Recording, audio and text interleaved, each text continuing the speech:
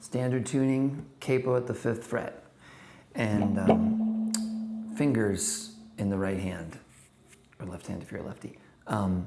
But you can play it with a pick, but I think it's with the fingers. I think he plays it with the fingers. I think that gets the sound more. Okay, so there's this little lick, right? And I pick it this way. I pick it with my index finger playing the G string, the 3rd string.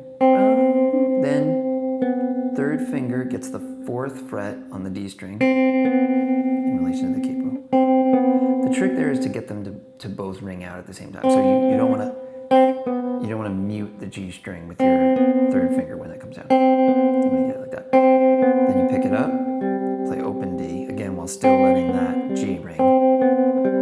I do all of that with my index in the right hand, and then with my thumb, I then play.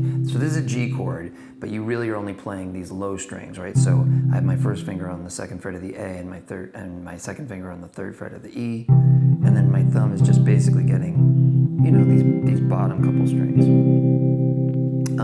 There's a weird thing with the very first time. The very first one goes,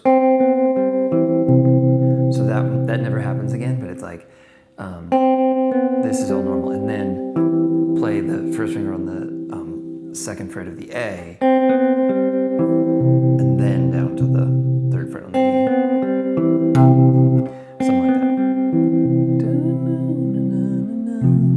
Then you're basically always just switching from this to, it's a C chord. You could just play a regular C. I'm doing this like low C. My first finger's on the second fret of the D, second finger on the third fret of the low E, third finger on the third fret of the A. So you go in back and forth between those in the verse, right? So it's like 2, 3, 4, C, 2, 3, little thing. You're just doing that, right? So in the first verse, you just do back and forth that way a couple times. The last time that you go from G to C, you don't do this. You're like, and then you go to E minor. Same thing, you're primarily playing the low strings. It's not like it sounds bad if you do anything, but that's kind of the sound. Then to a D chord, I think he plays this. It's like a D add 9, so it's 2 kind of thing. So first finger on the second fret of the G and third finger on third fret of the B, and leave the E string open, and you just kind of hear it just a little bit. Then to a C. Right? Okay, so that brings you to the chorus. The chorus is gonna, this hand is gonna start doing eighth notes, and I think it's a thumb strum and all downs, like. And you can literally just do that. I think there's sometimes on the record there's 2 guitars. There's like an electric like this, and then with this effect, and then there's a acoustic, so it's hard to tell who's doing what. You can throw in some down ups, down up, down up, down up, you know what I mean? But you can also just keep going down. 2 bars of E minor, then 2 bars of C. I'm playing this kind of C, so my first finger on the first fret of the B, second finger on the second fret of the D, third finger on the third fret of the low E, and pinky on the third fret of the A. This is for 2 bars. Then G, A minor 7, which is like an A minor, but you leave the G string open. So first finger on the first fret of the B, second finger on the second fret of the D, and this is 2 beats, and then 2 bars of E minor, and then back to C for 2 bars. 1. And it's kind of like repeating itself, but this time it goes to G instead of E minor. So it's like G. Again, 2 bars of C. Now 2 beats of G, 2 beats of A minor 7, 2 bars of E minor. And then C for 2 bars. The first chorus is going to go 1, 2, 3, 4, 1, 2, 3, right? Both of the other 2 choruses, it just keeps strumming through. Okay, so the second verse is a little different with the riff. So, I'll call your mom. And then you go.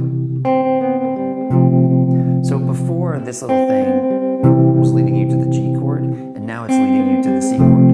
Does that make sense? So you play G, 2, 3, then the little open G, fourth fret on the D, open D, and then C chord. First finger on the second fret of the D, second finger on the third fret of the E, third finger on the third fret of the A. There's this little thing that, it's the acoustic that does it, but I did it.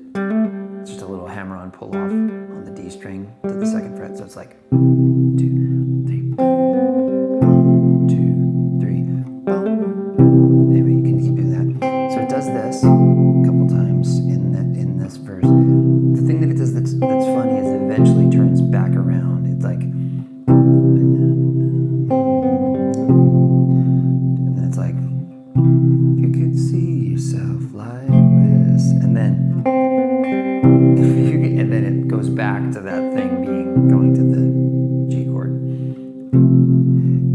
try.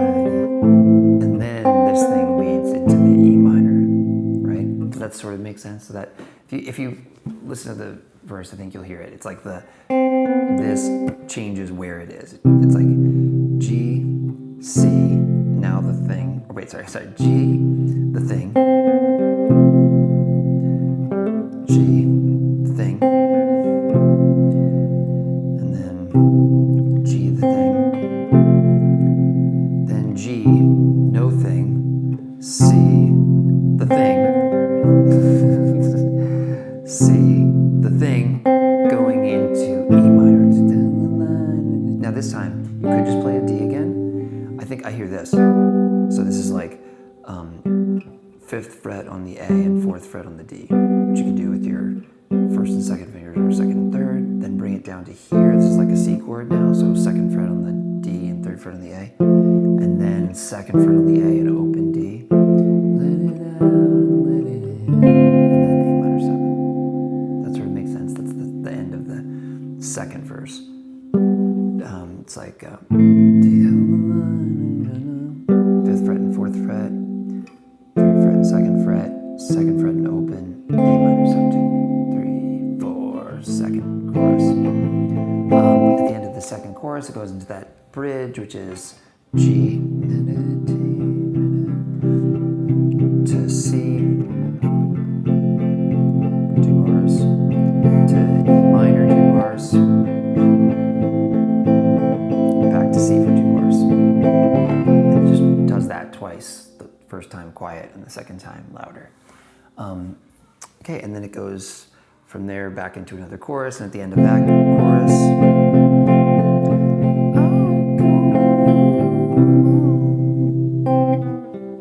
it does that like one more bonus time at the end. Okay, there'll be a full tab available at my Patreon, the link in the description.